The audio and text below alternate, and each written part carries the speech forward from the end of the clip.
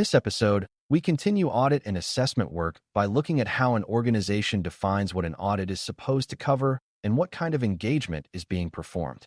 An audit can quickly become confusing if nobody agrees on the boundaries, purpose, timing, authority, or expected result. That is why scope, charters, frequency, gap analysis, internal reviews, external reviews, regulatory reviews, and benchmarking matter. They help turn a vague request to check security into a defined activity that people can plan, support, and understand. When you are new to cybersecurity, it may feel natural to think an audit simply means someone checks whether security is good.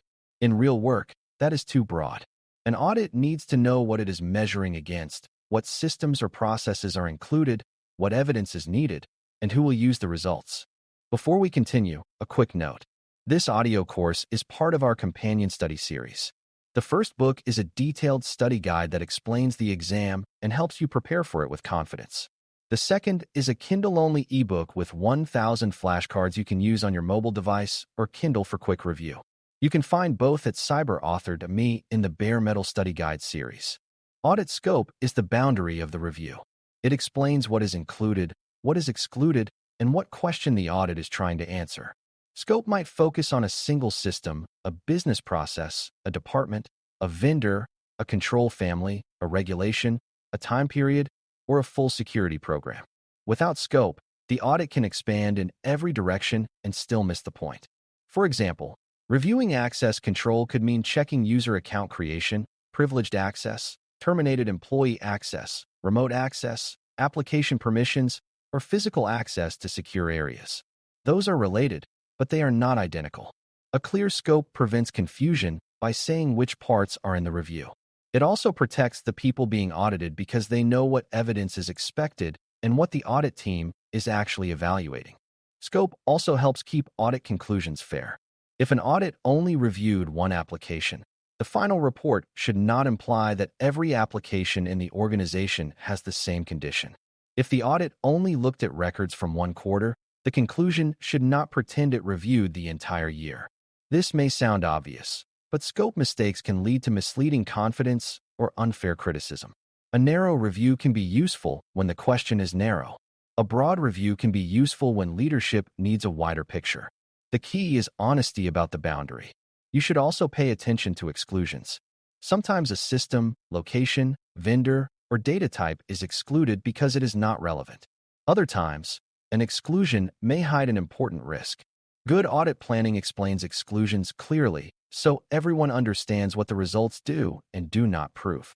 An audit charter gives the audit function or audit engagement its authority and direction.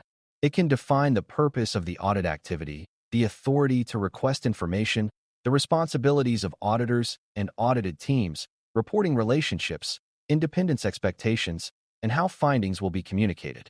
You can think of a charter as the document that explains why the audit team has the right to perform the review and what rules guide the engagement. Without that authority, audit requests can feel optional or confusing. A team might wonder why it must provide records, who approved the review, or how the results will be used. A charter helps answer those questions before friction builds. It also protects the audit process by making it clear that the review is not just a personal request from one employee. An audit charter can also support independence, which means the audit should be able to reach conclusions without improper influence from the people being reviewed. Independence does not mean auditors are hostile or disconnected from the organization. It means they should have enough separation to evaluate evidence honestly. If a person audits their own work, there is a risk they may overlook weaknesses or feel pressure to defend past decisions. Internal audit teams often report in a way that helps preserve objectivity, even though they are part of the same organization. For cybersecurity, independence is important because security findings can be uncomfortable. A weak control, missing evidence, or repeated exception may affect budgets, deadlines, reputations, or leadership decisions. A charter helps create the authority and structure needed for honest review. Audit frequency describes how often a review occurs. Some audits happen annually, some happen quarterly, some happen before a major change, and some happen only when a specific concern appears. Frequency should be based on risk, requirement, and business need. A critical payment system may need more frequent review than a low-risk internal tool. A regulation or contract may require certain reviews on a defined schedule. A recent incident may trigger a special assessment. Frequency matters because controls can drift over time. A process that worked well during one review may weaken later if staff change, systems are modified, or exceptions pile up. Auditing too rarely can leave the organization blind. Auditing too often without a reason can waste time and create fatigue. The goal is a schedule that matches the importance and volatility of what is being reviewed. Gap analysis is a practical way to compare the current state against a required or desired state. The current state is what the organization is actually doing today. The required state may come from a law, regulation, contract, framework, standard, policy, or security objective. The desired state may be a maturity goal, a stronger internal target, or a future operating model the organization wants to reach. Gap analysis asks where the differences are. For example, a policy might require quarterly access reviews, but the current process may only perform reviews once a year. A standard might require encryption for sensitive data, but one older system may not support it yet.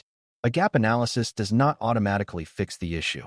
It identifies the distance between where the organization is and where it needs or wants to be. A good gap analysis should explain the gap clearly enough that action can follow. Saying access control is weak is not as useful as saying privileged access reviews are not performed for two critical applications, evidence is not retained, and ownership is unclear. That level of detail helps leaders decide what must change. Gap analysis can support planning, budgeting, risk treatment, and compliance preparation. It can also prevent surprises before an external review. If an organization knows a required control is missing, it can decide whether to fix it, document an exception, accept the risk, or adjust the timeline. Gap analysis is not only about failure. It can also show where the organization is already close to the target and needs only small improvements. The value comes from making the difference visible, specific, and tied to a requirement or goal. Internal reviews are assessments performed by people inside the organization.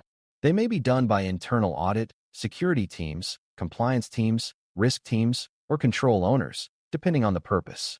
Internal reviews are useful because internal personnel understand the organization's systems, culture, processes, and constraints. They can often work more quickly than outside reviewers and may help teams improve before a formal external audit. Internal reviews can be less intimidating, but they still need discipline.